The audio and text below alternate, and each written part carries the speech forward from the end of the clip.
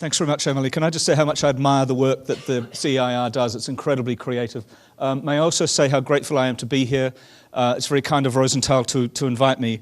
There are many people here who I know. I want to call out Juan Munoz from CNN Español, my old colleague, and also Maria Teresa Ronderos, who I think is here from the OSF, because a lot of what I'm about to show, particularly about the Panama Papers, would not be possible without the support of the Open Society Foundations. And if there are any other of my donors here, please speak out. But Maria Teresa is the only one I've met so far. And I can literally say that Panama Papers would not have happened without their support. This is the mission of the Center for Public Integrity, which I took over just a year ago as CEO. I haven't changed it.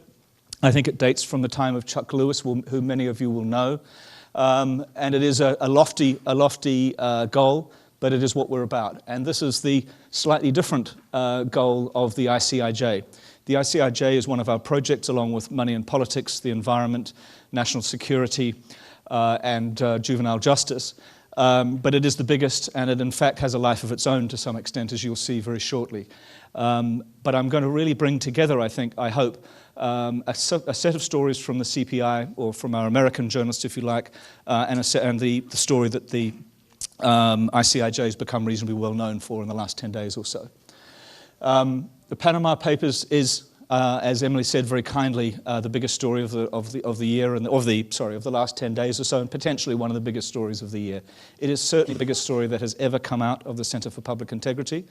It follows the other story that was the biggest story ever to come out of the Center for Public Integrity. It's hard to say that, in my opinion, which was Swiss leaks last year. It is an extraordinary tale of a 4-year commitment that Jared Ryle, the director of the ICIJ, and Marina Guevara Walker, who many of you will know, have made to collaborative journalism. And I'll also show you why the ICIJ is more than just a one-stop shop or a one-trick pony about tax avoidance and offshore work. But they've created a model for cross-border investigation that has led to 370 people ultimately working on the same story for the past year, 11.5 million documents, nearly 100 media organizations, or over 100 media organizations, and the leak didn't leak. And that is the most extraordinary thing I can think of, that the leak did not leak until Vladimir Putin's office chose to leak it a week before release, which actually helped us draw attention to it. I'm not going to show you, you guys know all of this, I think. It is the largest collaboration there's ever been in journalism. The other aspect of it that is very worthwhile remembering is the ingestion, the searching for meaning, the making searchable, the making all the connections that are in that 11.5 million set of documents. And one point I would like to make, and I know Emily will draw on this in the questions, which is far more important than anything I might say, is I think it's incredibly important to have had a journalistic filter on this. Personally, I thought that was the brilliance of the original WikiLeaks decision to go with The Guardian, El País, and Le Monde some years ago, was to put it through a journalistic filter. That's one of the reasons why it isn't all available, but it's also difficult to ingest it all. But I'll show you that in a moment. Just as of the day before yesterday, this site, which is a microsite we built for this, had 40 million page views, which is, as people who were listening to me this morning, is kind of high for a Center for Public Integrity or an ICIJ story. Our interactive had 23 million page views, and the video that I'm going to show you had 1.6 million page views. It's been tweeted more than 2.7 million times, and there have been more than 8,000 media mentions on this story. And then we're going to list the Spanish Minister of Industry resigned shortly, a little while ago, as a result of the story. So I'm just going to do a little bong on that one. This is the scale of the leak. You've probably seen this. The leak was given to Süddeutsche Zeitung. Let's just also be very clear that they deserve a tremendous amount of credit on this. The person called them, the person offered them this information. It gives you a scale of what the ICIJ team has done, though, in terms of making this searchable, available, and then work-onable, if you like, by these 370 journalists right around the world, where they can then also compare their data sets with the data set that we have within the Panama Papers, and do so discreetly, privately, and so far with a great deal of personal protection. This is a video. I'd just like to show you maybe 60 seconds of it, or 30 seconds of it. It's been run, as I said, 1.6 million times. It is a very good way of bringing this back to reality, what this really means to people on the ground, and why the offshore industry matters. Would you just fire that up, please, Jake?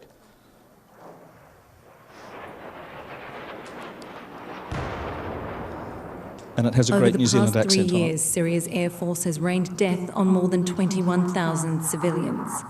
Their bodies ripped apart by exploding barrel bombs, missiles dropped on homes, businesses, bus stops, even hospitals.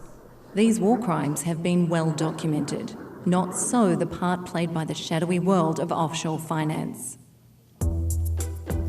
Behind the scenes, companies using offshore tax havens were accused of supplying fuel to the Syrian Air Force. In 2014, multiple governments, including the UK and US, issued bans on doing business with these companies. Okay, we can go, thank you. But now, a new global investigation. So what we'd like to think is that gives you a sense that this is not just a financial story. It is a story about inequality, of course, which is an extremely interesting aspect of this. It's a story about secrecy. It's a story about financial justice. But it is also a story about lives being lost, corruption, crime, all those kinds of things, as was Swiss Leaks. But I also want to stress that the ICIJ isn't a one-trick pony specifically. Its purpose in life is not to pursue this. But once you break a story as big as Jared did in about 4 years ago with a set of things we call the offshore leaks, you start to become the trusted destination for these kinds of things. But this is a great story that was done last year by a team including Will Fitzgibbon on the ICIJ and Eleanor Bale, who was just doing the voiceover on that video. It involved bringing together a coalition of African journalists as well, with 13 people working on this, trained up by Will to do this work. They've all migrated from this project, which was about Australian mining companies in Africa. They all migrated to working on Panama Papers. So that is a fantastic example of training by doing and truly developing investigative journalism resources around the world. I want to talk about some CPI stories, some Centre for Public Integrity stories. This is an enormous data project we did last year called the State Integrity Investigation. It involved 50 journalists in each of the states around the country, coordinated by a guy called Nick Kuznets in New York, who's a fantastic journalist. And then the data visualizations were done by a woman called Yue Chu, who unfortunately has now left us to go in Bloomberg. I think that it is one of the most extraordinary data projects. I think there were 230,000 data points. We distributed it with Gannett and with USA Today and Gannett to 96 newspapers. I think there were 1,300 partners ultimately who used this around the United States. This is a data visualization. I'd encourage you all to go with those. Talking to some colleagues about this morning. Each one of these wheels is clickable. Each one of these wheels takes you into another layer of data. It's had enormous traffic. I think 7,000 people used an email facility on this to send it to their local politician as well. This, in a sense, is a classic centre story where you use a powerful human narrative but build on it with data. This is a 14-year-old kid called Caleb who lives in Virginia, which happens to be the worst state in the country for treating children like criminals at school. Caleb is autistic. You can see he's African American, and the statistics around this are absolutely extraordinary. And you can drill into this and see it's not just a sob story about one kid, which is alarming in its own. You can drill into each state and find the grey line is the number of kids, or the proportion of kids who are arrested at school or treated as criminals at school who have learning difficulties. So they are black, or other minorities, and they all have, or many of a huge proportion have learning difficulties. This is what we're about. Great journalism, great technology, and committed donors. That's my personal mantra. We're not there yet. We have the great journalism. We need to unlock the potential of that with great technology. We have some good technology, but it needs to be a lot better.